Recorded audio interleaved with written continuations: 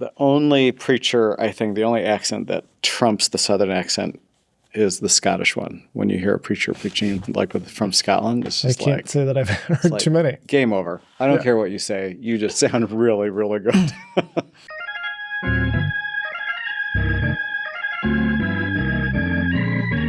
Hey everybody, it's Pastor Lose. Delighted to be with you for another Gospel Unplugged. This time I'm joined by my esteemed colleague, Pastor Cieslik.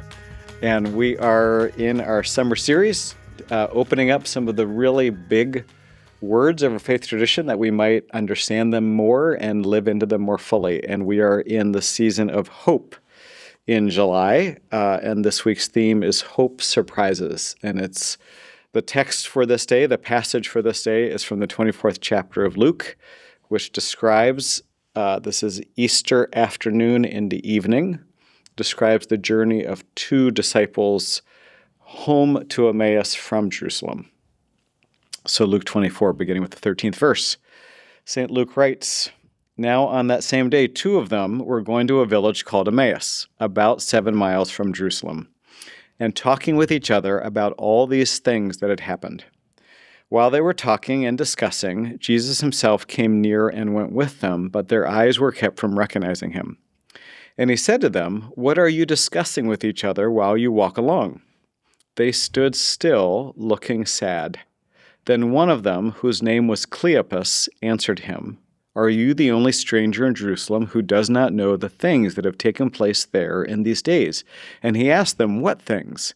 They replied, 'The things about Jesus of Nazareth, who was a prophet, mighty in deed and word before God and all the people, and how our chief priests and leaders handed him over to be condemned to death and crucified him. But we had hoped that he was the one to redeem Israel.' Yes, and besides all this, it's now the third day since these things took place. Moreover, some women of our group astounded us. They were at the tomb early this morning, and when they did not find his body there, they came back and told us that they had indeed seen a vision of angels who said that he was alive. Some of those who were with us went to the tomb and found it just as the women had said, but they did not see him. Then he said to them, 'Oh, how foolish you are and how slow of heart to believe all that the prophets have declared. Was it not necessary that the Messiah should suffer these things and then enter into his glory?' Then, beginning with Moses and all the prophets, he interpreted to them the things about himself in all the scriptures. As they came near the village to which they were going, he walked ahead as if he were going on. But they urged him strongly, saying, 'Stay with us, because it is almost evening, and the day is now nearly over.' So he went in to stay with them, and when he was at table with them, he took bread, blessed and broke it, and gave it to them. Then their eyes were opened, and they recognized him, and he vanished from their sight. They said to each other, 'Were not our hearts burning within us while he was talking to us on the road, while he was opening the scriptures to us?' That same hour they got up and returned to Jerusalem, and they found the 11 and their companions gathered together. They were saying, 'The Lord has risen indeed, and he has appeared to Simon.' Then they told what had happened on the road and how he had been made known to them in the breaking of the bread." Here endeth the lesson. Preachers are going to have to be a little more disciplined to make room for this amazing story. It's a great one. It's beautiful. Curious what will stick out to you? I guess one of the metaphors that I was thinking about is if you ever do a big puzzle and you dump all the pieces on the table and then you have to start that work of trying to piece it together. And it typically feels very, very overwhelming. And it sort of feels like... That's why I never do them. I know. I do like that. puzzles twice a year. Once at camp, once some other time. But it feels like Jesus and these two disciples are kind of like putting all of the things that they know about the last couple days out. And for Cleopas, he can't quite put them together. You know, like... From our vantage point, we have the benefit of knowing how this story ends and everything that has happened. And you're like, well, don't you see it? It's all there. And then even Jesus kind of takes a tone, seems to take a tone like, how don't you get this? Yeah. And there was something that I'd never really noticed. I mean, I knew parts of this, but verse 27, when it says, then beginning with Moses and all the prophets, he interpreted them the things about himself in all the scriptures. It doesn't say there, though, that they've figured it out yet. Right? Like, Jesus has put all of the pieces together for them, and still they're kind of living in this in-between space of misunderstanding. They don't recognize him yet. Yeah. Yeah. And so, I'd read that before sort of as not as the narrator explaining what has happened, and rather like in the, in the frame of the character. And I think it's, the characters still don't get it. They still don't understand. And it's not until later, in the presence of Jesus, when they share the meal, that things start to click into place. And I think part of it is because it is so hard to hold these two big things together of suffering and glory, I guess would be one way we could describe it. But, death and life, like the tension of all of the things that Jesus is describing is really hard to hold. And yet it is sort of the central thing of faith. I don't know. So that's kind of where I went this time as you were reading. When I think I mentioned a little while ago, I'd heard a sermon that took a different take than I usually do. And what I often focus on are those words after Cleopas kind of catches the stranger up on what's been going on. Jesus of Nazareth, prophet, mighty in deed and word, but we had hoped he was going to redeem Israel. And I've always read that as just this sense of heartbreak.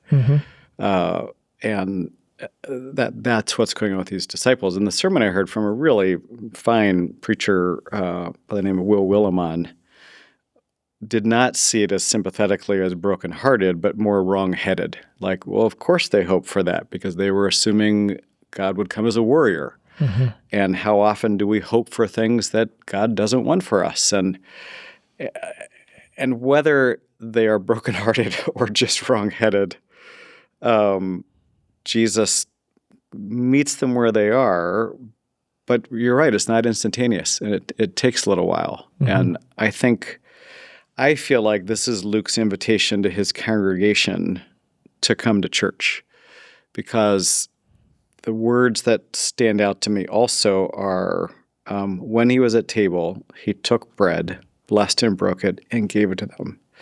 And those are the identical words in English and in Greek in which this was written to the Last Supper. And so what you have is, first, this guy, beginning with Moses and all the prophets, interpreting Scripture, and then breaking bread and giving it to them. And it's sort of like, oh, that feels a lot like what we do on many Sundays with Word and Sacrament. Right.